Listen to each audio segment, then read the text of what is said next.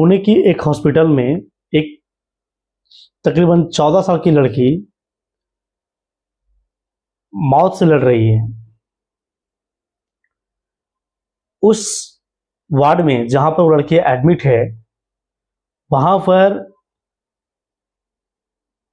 उनको जांच करने के लिए महिला है, उनको देखरेख करने के लिए महिला है, उनसे बात करने के लिए महिला है, वहां पर सफाई कर्मी उस वार्ड की महिला है। यानी कि सारे जो उनके इर्द गिर्द जो क्रियाएं चल रहा है वो एक महिला के माध्यम से ही चल रहा है। डॉक्टर्स जो हैं वो लेडी डॉक्टर हैं, नर्सेस जो हैं वो लेडी हैं। पुरुष जाति से उनको मतलब एक तरह से इतनी भयभीत है कि पुरुष जाति से नफरत जैसी चीजें हो गया है।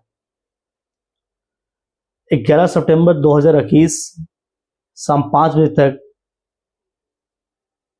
वो जो है लड़की मौत से जंग लड़ रही है। दिल्ली की निर्भया कांड जो हुआ था, इस बात से पूरा देश अवगत है। कुछ उसी प्रकार से इस लड़की के साथ दरिंदगी यहाँ पर किया गया है। तकरीबन 14 लड़कों ने इनके साथ दरिंदगी किया है। आइए हम लोग इस कहानी के माध्यम से समझने और जानने का प्रयास करते हैं कि महज 14 साल की लड़की के साथ इतनी मतलब मानवीय व्यवहार करना, इतनी खतरनाक दुर्दशा करना, किस प्रकार से वो मतलब इसको किस प्रकार से अपने आप को सर्वाइव कर पा रही है, ये बहुत बड़ी बात है। आइए हम लोग इस कहानी और के माध्यम से जानने और समझने का प्रयास करते हैं।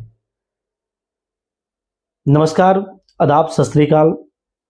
मैं अविनाश कुमार और हाजिर हूं फिर से एक बार एक सच्ची घटना को लेकर के। दोस्तों, यह जो घटना है यह पुणे के बनवाड़ी थाना क्षेत्र का मामला है, जो पुणे रेलवे स्टेशन से कुछ ही दूरी पर है। दरअसल दोस्तों, ये बात है 31 अगस्त 2021 का। 31 अगस्त 2021 रात करीब 10 बजे लड़की जो है अपने घर से गुस्सा होकर बाहर निकलती है अपने दोस्त से मिलने के लिए।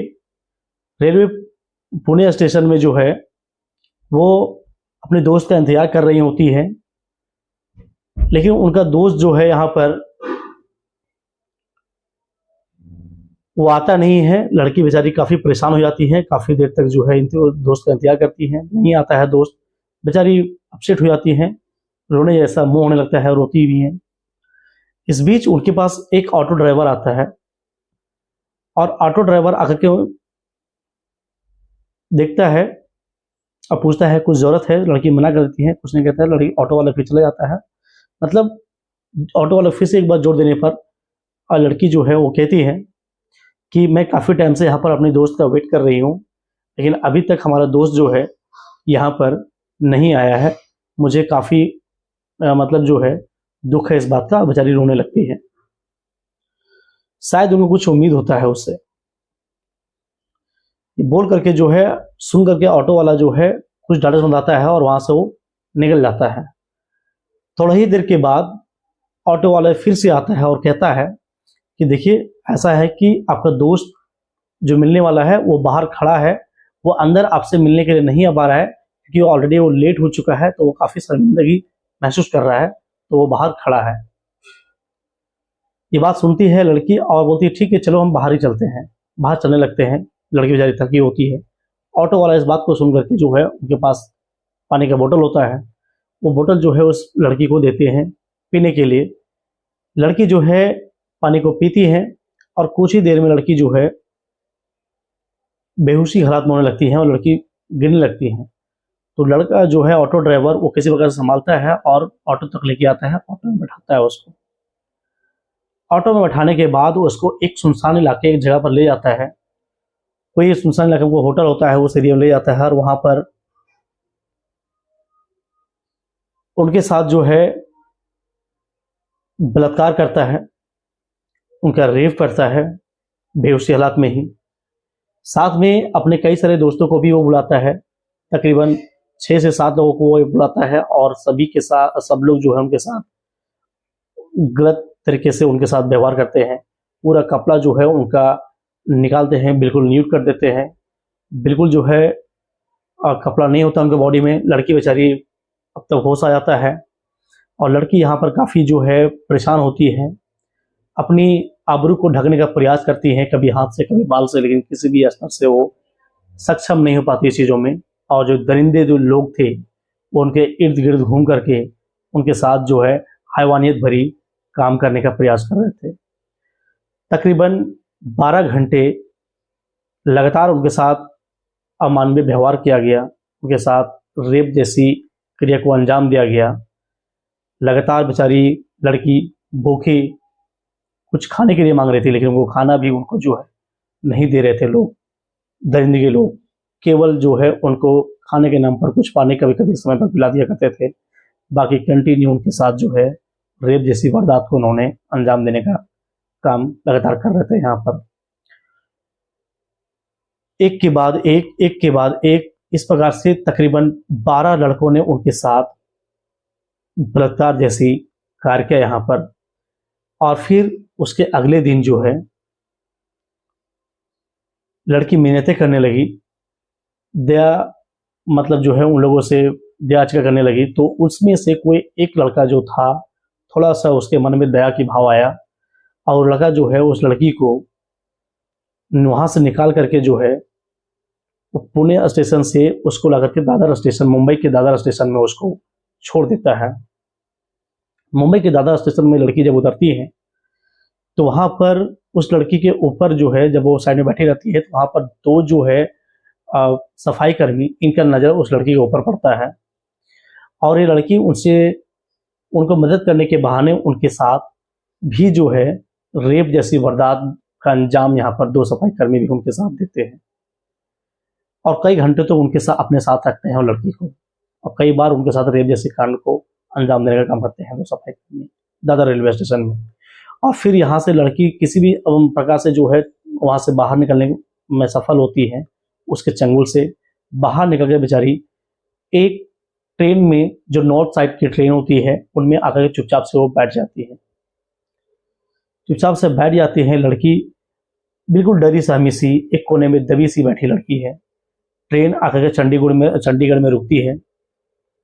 इस बीच उस लड़की के ऊपर जो है नज़र एक पुलिस वाले के ऊपर जाता है, लेकिन पुलिस वाले उनसे पूछने का प्रयास करते हैं, लेकिन लड़की जो है उनसे कुछ भी उसको बताने में असमर्थ होती हैं, क्योंकि उनके साथ जो अमानवीय व्यवहार हुआ लगातार जो 48 घंटे से हो रहा था, ये टोटल पुरुष जाति लोग उनके साथ पूरा जो है गलत तरीके से उनके साथ पेश आया। इस वजह से पुरुष जाति से वो उसके मन में बिल्कुल भी खौफ हो गया था, बिल्कुल भी डर हो गया था। तो उसको देख करके, पुलिस वाले को देख करके लड़की डर रही थी, डरी सहमी से बेचारी कुछ बोल नहीं पा रही थी, केवल रो रही थी। पुलिस वाले बेचारे इस चीज़ को देख करके उनके अंदर आत्मा जगा और उन्होंने उनको ज़्यादा फोर्स ना करके महिला हेल्पलाइन में जो है, महिला पुलिस हेल्पलाइन में जो है उन्होंने संपर्क किया और वहाँ से जो पुलिस ऑफिसर आई वो उनसे बात करने का प्रयास किए, उनके साथ बढ़िया ढंग से प्रयास की। तो धीरे धीरे सभी जो पूरा कहानी लड़के के साथ जो घटना हुआ था वो सारा घटना जो है उस महिला अधिकारी को उन्होंने बयां किया। इस बीच जो है उसको लाया गया वहाँ पर ट्रीटमेंट के लिए। ट्रीटमेंट करके जो है अपने पुलिस चौकी से जो है चंडीगढ़ की पुलिस चौकी जो महिला अधिकारी लाई थी वहाँ से फ़ोन किया बनवारी पुलिस स्टेशन पुणे में, और वहाँ पर इस बीच जो है तब तक जो लड़की के माता पिता थे, जो एक कहीं खेती कहीं काम करते थे, किसी मजदूरी करते थे, ज़्यादा पढ़े लिखे नहीं थे, ये लोग जो है बनवारी पुलिस स्टेशन में गुमशुदगी का रिपोर्ट दर्ज करा चुके थे। तो जैसे ही बनवारी पुलिस के पास फ़ोन आता है कि इस प्रकार से ये चीज़ें हैं, तो उनके पास ऑलरेडी से वो फाइल मेंशन होता है, उस लड़की के नाम से वो रिपोर्ट दर्ज होता है। तो बनवारी पुलिस जो है चीज़ों को समझते हैं और फिर तुरंत जो है वहाँ से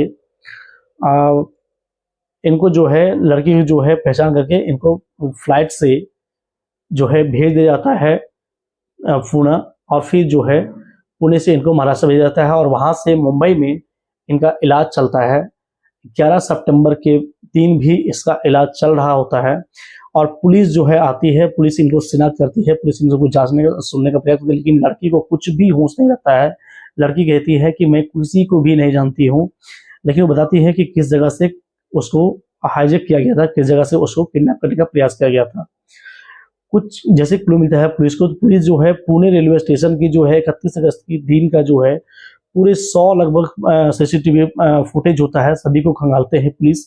और खंगालने के दरमियान में वो एक वीडियो में देखते हैं कि लड़की को ले जाते हुए ऑटो वाला दिख रहा है, ऑटो वाले का नंबर दिखता है, और इस प्रकार से जो है उस ऑटो की मदद से उस ऑटो वाले के पास पुलिस पहुंचती है। और उस ऑटो वाले को गिरफ्तार करके जब पुलिस थाने लाती है तो उनसे पूछताछ के दरमियान में मौके पर से करीब तकरीबन 6 लोगों को गिरफ्तार कर लिया जाता है।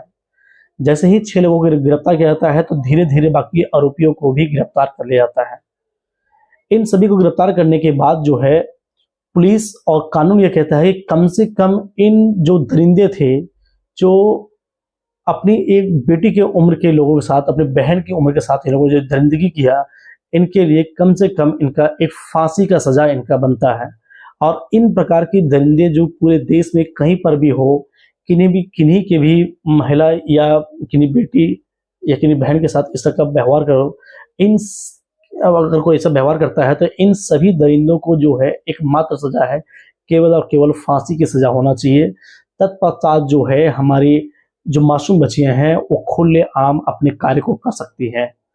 इस प्रकार की दरिंदा को रहने का हक किसी भी स्तर पर नहीं है, और महाराष्ट्र पुलिस इस बात को जानती है, और महाराष्ट्र पुलिस जो है इन लोग को फांसी देने की बिल्कुल भी जो है प्रयास कर रही है, और इस केस को फास्ट ट्रैक कोर्ट में ले जाकर के इसको जल्दी से जल्दी सुनवाई करने के लिए प्रयास किया गया। दोस्तों, इस कहानी में अभी तक इतना ही, और भी बहुत सारी चीजें ऐसा है जो अगर निकल के आती है तो हम आप लोगों के बीच उसको लेके आएंगे। आप हमारे चैनल पे अगर नए हैं तो चैनल को सब्सक्राइब जरूर करें।